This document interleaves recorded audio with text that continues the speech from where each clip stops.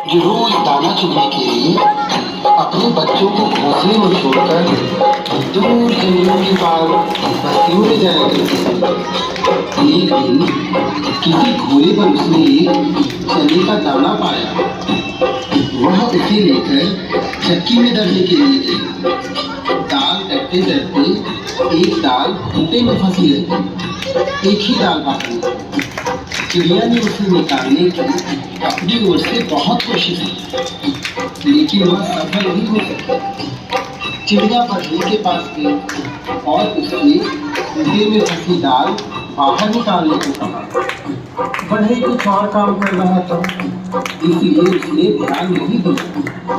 चिड़िया ने उससे बहुत मिन्नत की। उसने कहा, बढ़ई बढ़ई खूंटा चीरो, खूंटे में मोर दाल पा, का खाऊं का पीऊं, काले के परदेस जाऊं।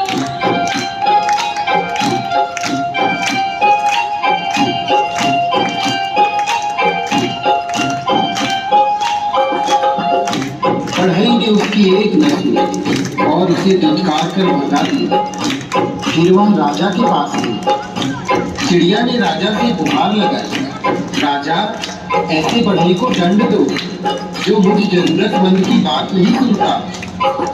राजा राजा बढ़ई दंडो, बढ़ई ना खूंटा चीरे, खूंटे में मोर दाल पा, का खाऊं का पीऊं, काले के परदेस जाऊं।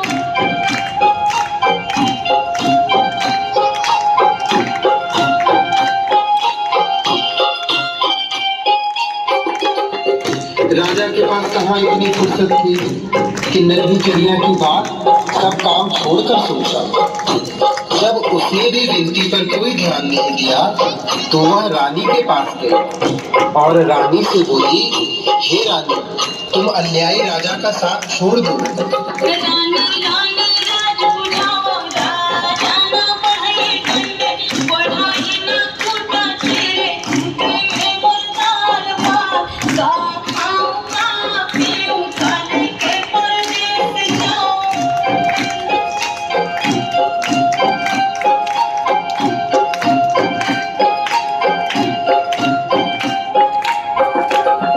रानी भला अपने राजा को क्यों छोड़ने लगी? रानी ने रोती बिलखती चिड़िया की एक न सुनी और उसकी बात मानने से इनकार कर दिया। फिर गौरैया उड़ी सांप के बिल के पास जाकर रोने लगी। बिल से निकले सांप से अपनी विनती दोहराई। सारंग सारंग रानी दासा, रानी ना राजा छोड़े, राजा ना बढ़ई दंडे, बढ़ई ना खूंटा चीरे, खूंटे में मोर दाल पा, का खाऊं का पीऊं, काले के परदेस जाऊं।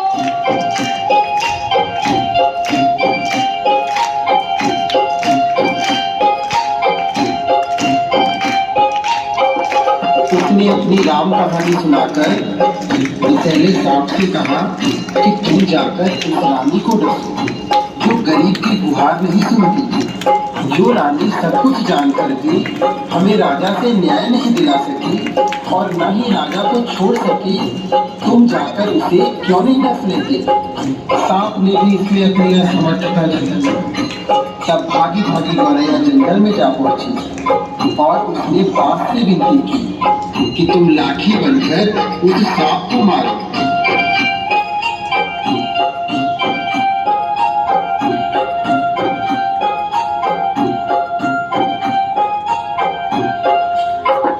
लाठी लाठी सारप पीटो, सारप ना रानी डसे, रानी ना राजा छोड़े, राजा ना बढ़ई दंडे, बढ़ई ना खूंटा चीरे, खूंटे में मोर दाल पा, का खाऊं का पीऊं, काले के परदेस जाऊं।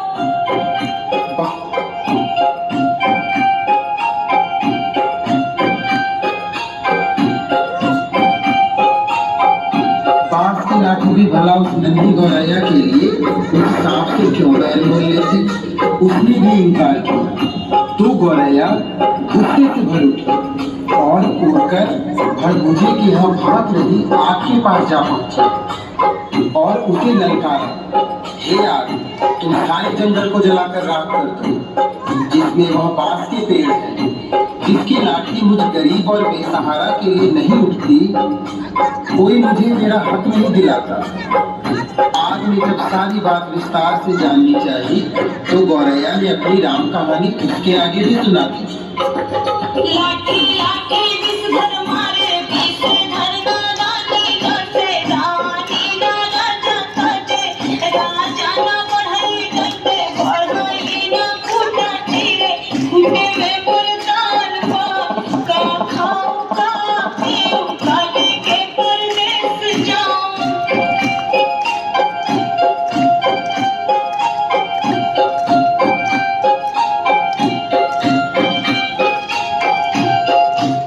फिर आग ने इतनी छोटी सी बात के लिए जब गौरैया की बात मानकर पूरे जंगल को जलाना ठीक नहीं समझा और जंगल को जलाने से इनकार कर दिया तो गौरैया बहुत दुखी, लेकिन निराश नहीं, वह सागर के पास पहुंची और उसे अपनी पूरी बात सुनाकर आरजू की। सागर सागर आग बुझाओ, आग ना जंगल जारे, जंगल ना लाठी पटवे, लाठी ना विषधर मारे, विषधर ना रानी डसे, रानी ना राजा ताजे, राजा ना बढ़ई डंडे, बढ़ई ना खूंटा चीरे, खूंटे में मुर्दार पा, का खाऊं का पीऊं, काले के परदेस जाऊं।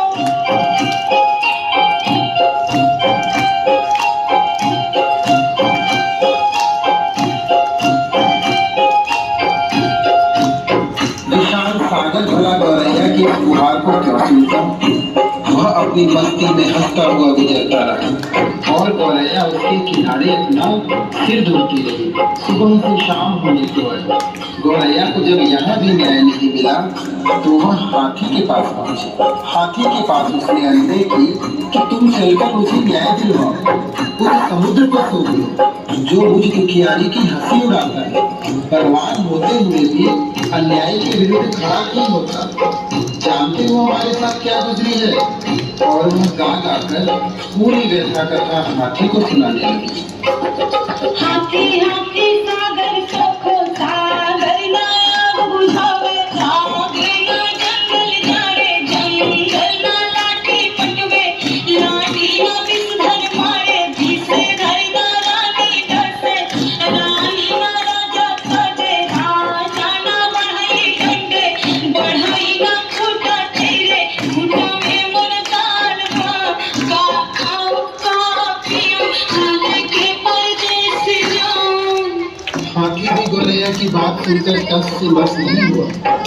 उसने भी उसका साथ दिया और उसकी बातों को हवा में उड़ाता हुआ अपने लंबे लंबे सूट जैसे कान हिलाते मस्ती में आगे बढ़ गए।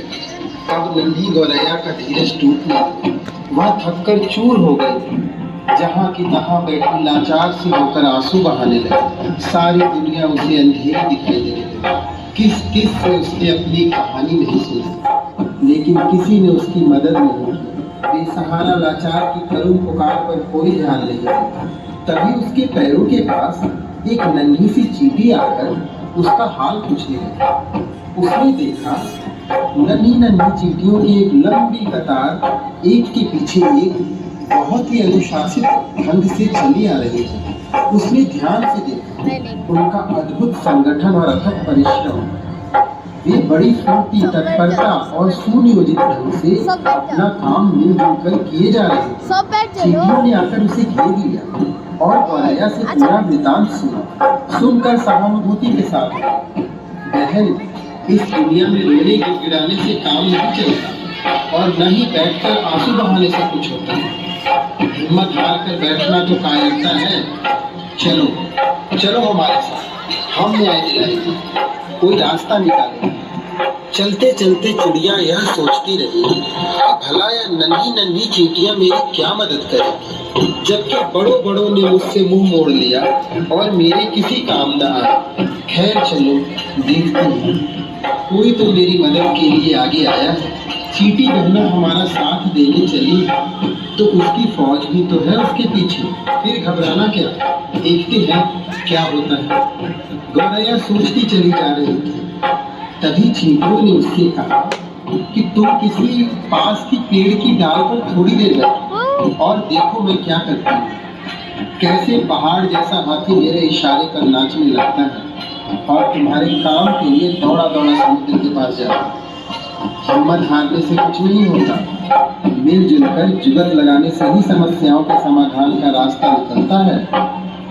गौरैया फुर्र से पास के पेड़ की डाल पर जा बैठी और चकित होकर चींटियों की असंभव सी लगने वाली बातों को कारगर होती अपनी आंखों के सामने देखती है। चींटी धीरे धीरे हाथी के पैर से सरककर उसके कान तक जा पहुंची।